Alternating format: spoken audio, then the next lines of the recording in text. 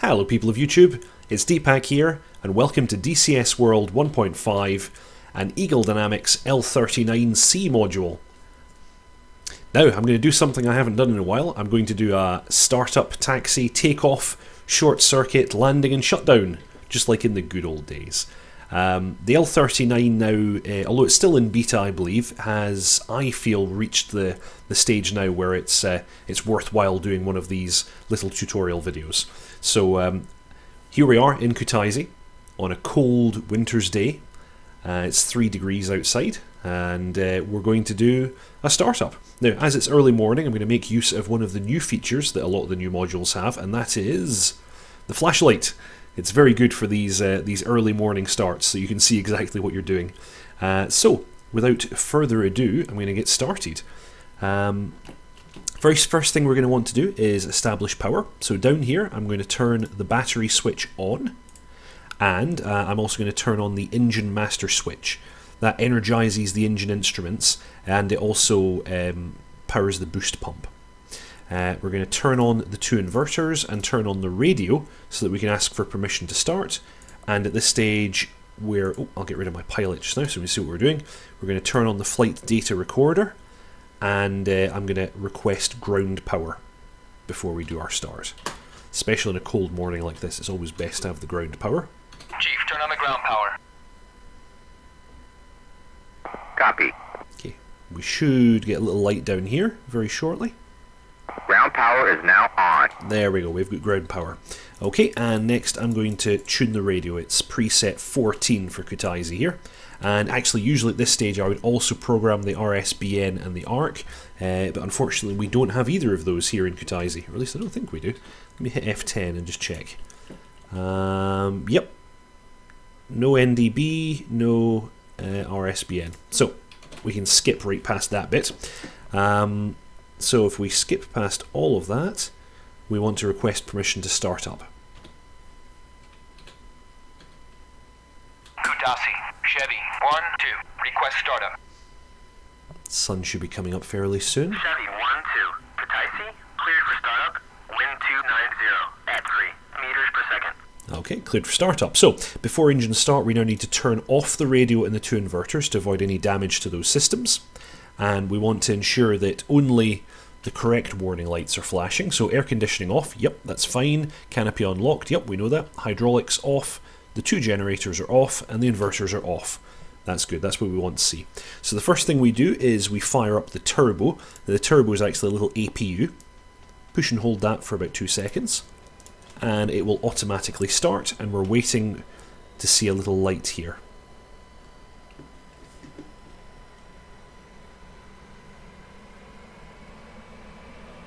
There we go, that little light says turbine starter.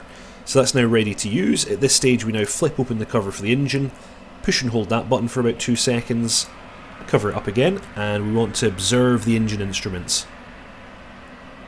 Okay, N1 reaches about 20%. At that stage we move our throttle into the idle position, and then we're watching for light. We have light, and then we're waiting for N1 to stabilise at around about 56%.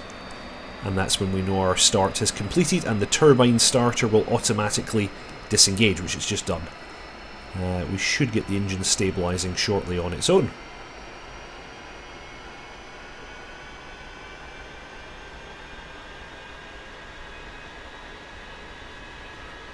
And that's us, we have engine start. Okay, so with that completed, we will now close the canopy. Very good. I'm going to lock the canopy. I'm going to pressurise the cockpit by moving this lever forwards, and then I'm going to start turning on our systems. So main and standby generators will go on. At this stage we can now ask for the ground crew to disconnect the ground power because we don't need it. Turn off the ground power. And we're also going to turn on our inverters, radio, RSBN, other bits and bobs. We're going to need our de-icing today, SDU, the wing tanks, because we actually have a full fuel load, and we're going to turn on our gyros, and it should also be fine for us at this stage to... No, actually, I asked for the ground power to be turned off. Why has that not been done? Chief, turn off the ground power. Yeah, Chief, turn off the ground power. Copy. Thank you. Okay, I don't know why I didn't respond the first time. Ground So power is now off. we should observe that light is now out, and I'm going to turn on my cockpit lights, so I can now get rid of my torch. Torch is left Alt and L, by the way, in case you've been wondering. So, that should be all of our systems set up. The last thing for us to do now is do a quick check of the flight controls. Those should be working nicely. Yep. Okay, that's good. We're going to make sure our flaps are set to the takeoff position. That's our radar altimeter going through its self-test. We can reset that by just dragging it all the way down. And I'm going to drag the dangerous altitude setting to 100 meters for today's flight. Okay, that's all good. So, just going to very quickly check that all of our systems are powered on. I'm going to set the navigation lights to fixed for now. I'm going to pop our taxi light on. And I think that should pretty much do it for the startup. Okay, so next thing is to call up ATC and request permission to taxi to the runway. Kudasi, Chevy, 1-2. Request taxi to runway.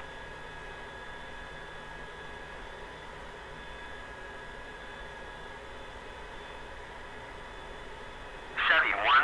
Kataisi, clear to taxi to runway 8. Okay, runway 8. So, off we go. So we're going to throttle up to about 80% N1, and one thing to note is that the L39 has a differential braking system and a free castering nose wheel, so it manoeuvres on the ground very much like the MiG-21.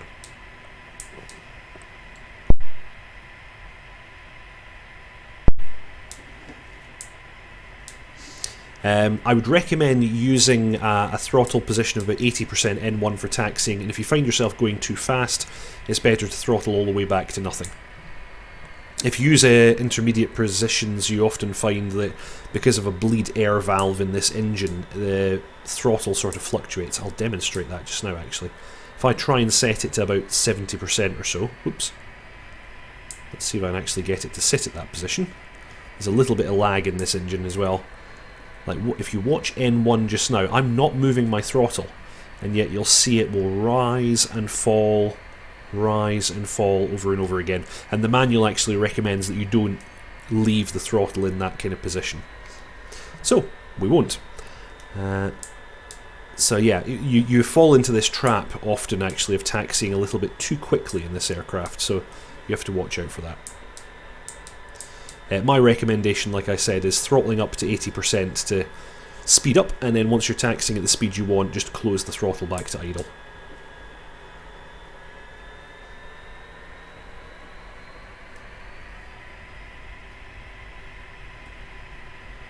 But yeah, there's definitely a bit of lag on it. That's us just approaching runway 8 just now in any case.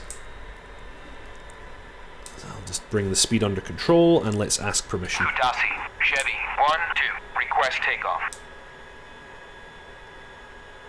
Chevy 1-2. Okay. You are cleared for Going to takeoff turn on at takeoff lights. 300 at QFE. Going to set the navigation lights to flash. 7. And let's get ourselves onto the centre line.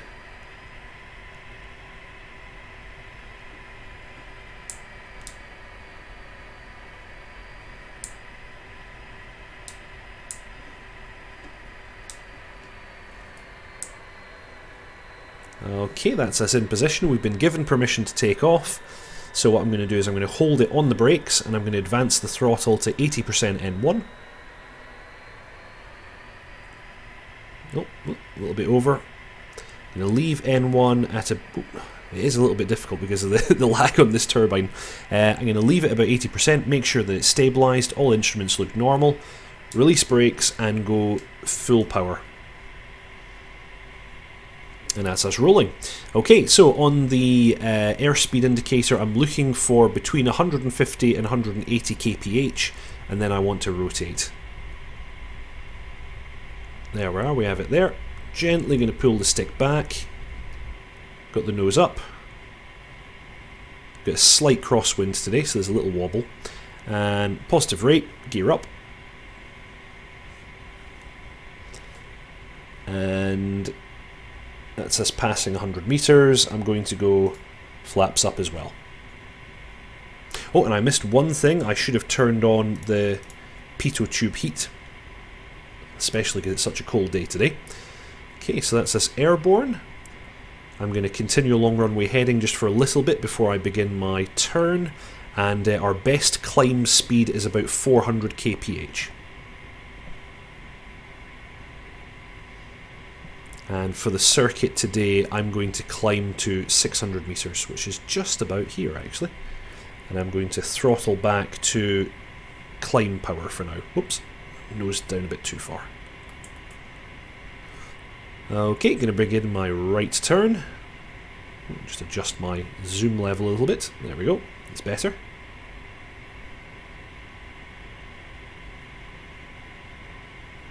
Oh, and apparently I'm still climbing, I need to watch that. And I'm going to adjust the throttle to maintain about 400 kph. Oh, what a lovely winter's day.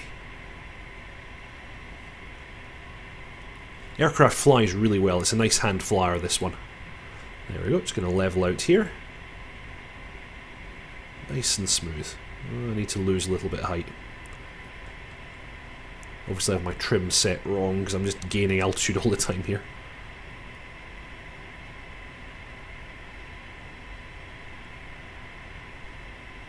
Okay, and I'm just going to turn downwind now.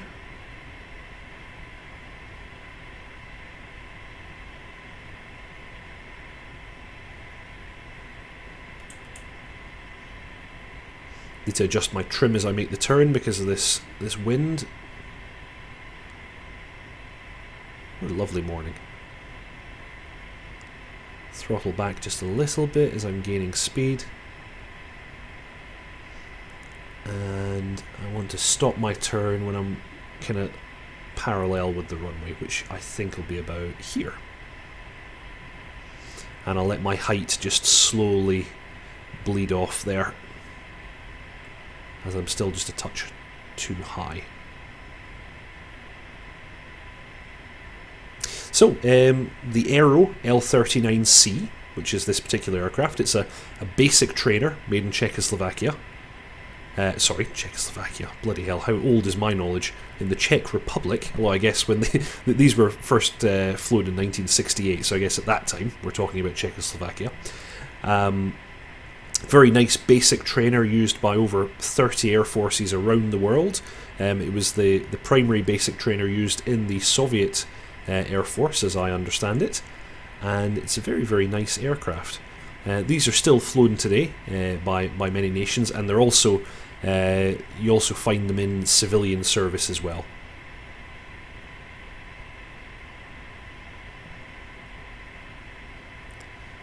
Okay, altitude is about right. I'm going to wait for the kink in the river here on the right, and then I'm going to make my turn onto final. And at this point we should probably call the ATC as well and let them know our intentions. Kudasi, Chevy 1-2, inbound. Chevy 1-2, Kutaisi, fly heading 27647, QFE 766.87, runway 08 to pass altitude. Okay, just going to begin my turn now, and I want to let my speed bleed off, so I'm going to bring my throttle further back now. Cleared for visual, contact tower. Okay, going to request my landing. Kudasi, Chevy 1-2, request landing. Actually, at this stage I'm going to go throttle to idle, and I'm going to control my descent by trimming back just a little bit. We're going to get our speed down to about 200 kph for the approach. And we can even make use of the air brake if we need to.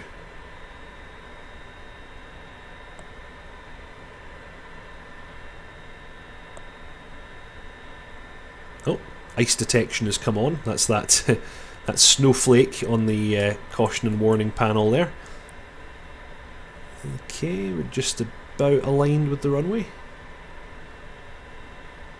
Looks like I've kind of overshot slightly, but I'm sure I can get it all lined up.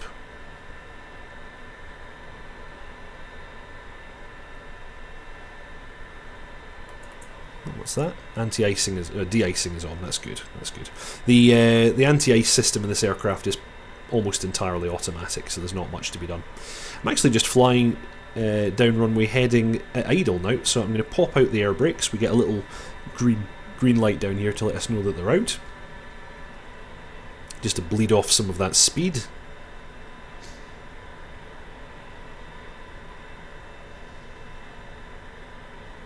Chevy 1-2, Kataisi, check landing gear. Oh yeah, good point. 290 at 3 meters per Gear second. down. Runway 08. There we go. Gear is down. Speed is coming into the right range. Let's go one stage flap. Okay, let's bring the air brakes in at this point. Let's throttle up a little bit early before we lose all of our airspeed, because the engine does lag a little bit. Okay, that's us flying over the marker, and let's go full air brakes. And that's dangerous altitude warning. We don't worry about that too much. Okay, let's bring her down nice and gentle. We're flying around about 180 kph now. Going to get over the threshold and flare. Trying to arrest that descent. Keep the nose up. Oh. That was a little bit aggressive on the flare. That's my fault. Okay, throttle all the way back to idle. Pop out the air brake. Retract the flaps, so we're dumping that lift. And I'm not going to use the wheel brakes yet. I'm just going to roll down the centre line, and I'm waiting for the speed to bleed off. Naturally, I'm going to start applying wheel brakes at around about 100 kph. It avoids us accidentally putting in any steering, differential braking as we roll down the runway, which can be a little bit dangerous in this aircraft. That's us down to around about 100 kph. I'm going to come onto the wheel brakes, get that speed down. And all being well, we can exit left. Just like that. Chevy 1-2, taxi to parking area. Okay, that wasn't too bad. Okay, nav lights are going to go back onto steady. And landing light is going to come off, and we're going to have taxi lights instead. There's very much the sun up now. Okay. And I'm just going to reset that dangerous altitude warning, just so it's not flashing at us all the time.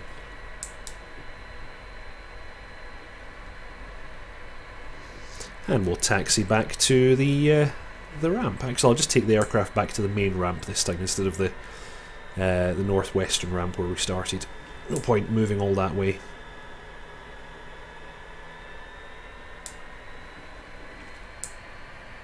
So that wasn't too bad. A little bit of a wobble and a roll there on landing. I was a bit aggressive with that flare, but it's easy done. I should have probably had a higher power setting as I came in, but anyway, we live and learn.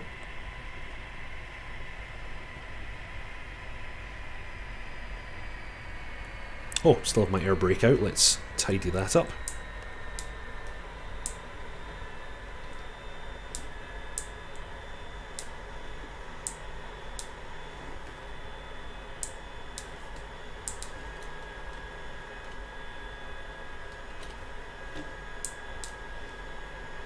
Throttle up again.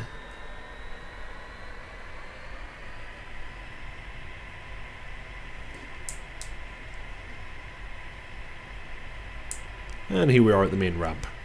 So I'm going to make my way round to the right. I'm going to see if I can execute a nice parking manoeuvre with this free castering nose wheel. It's a kind of an acquired skill, I would say. I've practiced a lot in the MiG-21, but in the L39 I'm still not so good at it. That wasn't terrible. It wasn't exactly where I was aiming for, but it wasn't terrible. Okay, and I think we will leave it there. Okay, that's us. Turn off cockpit pressurization, unlock the canopy, and open. I'm just going to ask the ground crew to put the chocks in for me. Chief, place the wheel chocks. Copy. Wheel chocks are now in place. Okay, good stuff. And now let's start powering down stuff that we don't need anymore. So these pitot heaters can come off. Let's turn off wing tanks, de-icing, SDU, RSBN, that, the radio, gyros, inverters, generators. We should have a whole load of flashing warning lights now. So, with all of that turned off, I'm just going to have a quick scan of the cockpit. We can turn off our navigation lights, we can turn off our taxiing lights. Just going to give the exterior a quick visual inspection. It's looking pretty good. And at this stage we can set the throttle to cut off. And the engine will spin down.